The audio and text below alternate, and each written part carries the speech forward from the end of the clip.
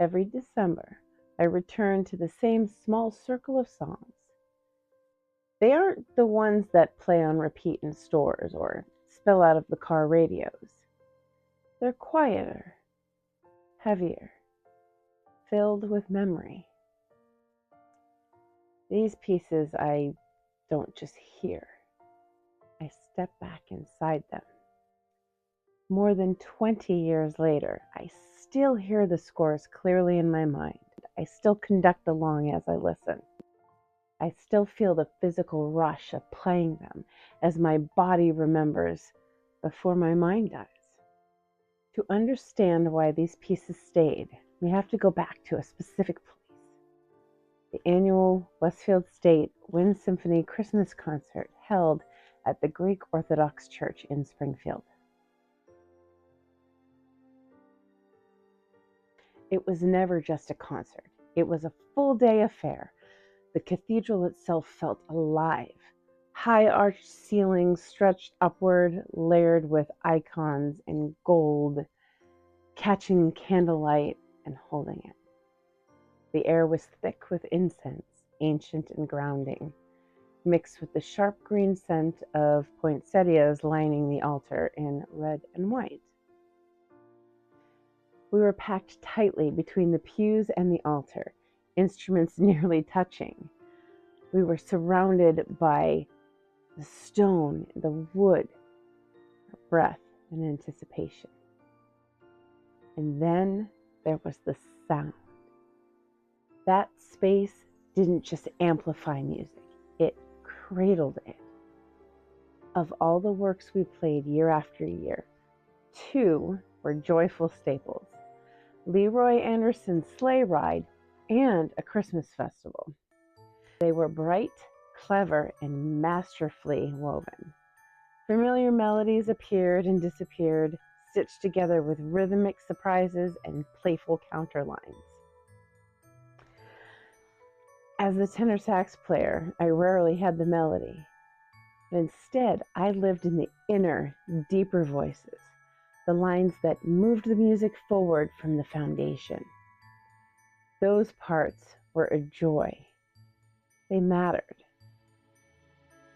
I always remember playing my favorite part of Sleigh Ride, that jazzy section near the end.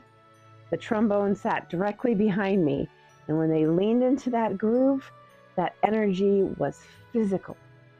The brass vibrated our chairs. The sound filled the space with this bright metallic joy that felt almost electric. That is what it means to be inside music. Not listening to it, living in it. The third piece was something entirely different. Russian Christmas music by Alfred Reed. We performed it only once,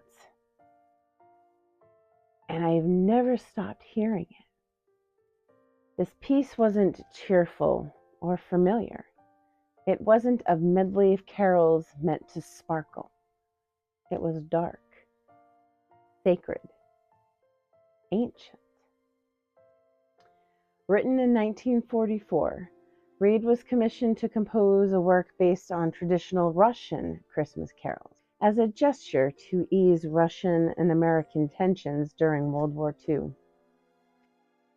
What he created was a 15-minute journey that felt more like a ritual than a performance.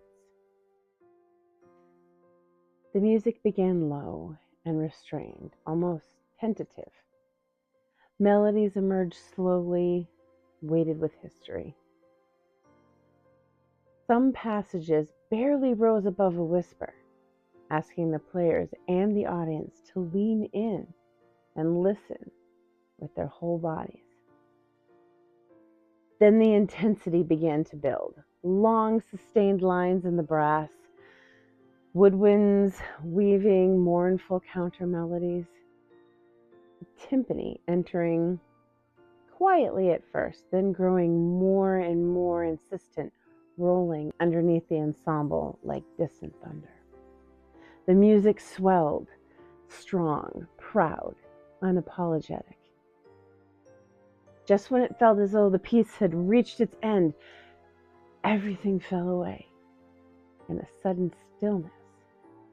A quiet, haunting melody floated above the ensemble, fragile and exposed, hovering just above silence. It felt like breath held in cold air. And slowly, the sound returned. The tubular bells entered, then orchestral bells. Their tones rang through the cathedral, clear and piercing, echoing off stone and gold. The timpani grew heavier, the brass returned with force, building rhythmic fanfares from underneath, layer by layer. The sound rose again, larger this time. Cymbals crashed. Low brass announced broad, final chords. The entire ensemble moved together toward a closing that was intense, grounded, and absolute. And then the final note rang. The cathedral held the sound for a long moment after we stopped playing, as if the building itself wasn't ready to let it go. When the sound finally fell away, there was a moment of stillness, so pure, so suspended in time, that no one moved. The echo lingered like a breath held in a sacred room. After the concert, our conductor told us she might never program that piece again. Not because it wasn't worth performing, but because she couldn't imagine it being done better. That moment felt magic.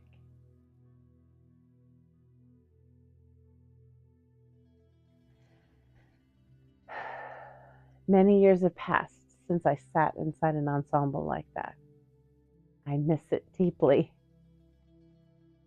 Making music with others, breathing together, shaping something that exists only for that moment in time. Those concerts were more than performances.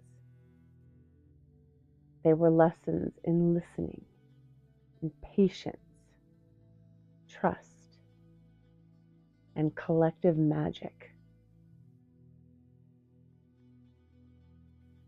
I hope young musicians today get to experience something like that, because there is nothing else quite like making music with other people.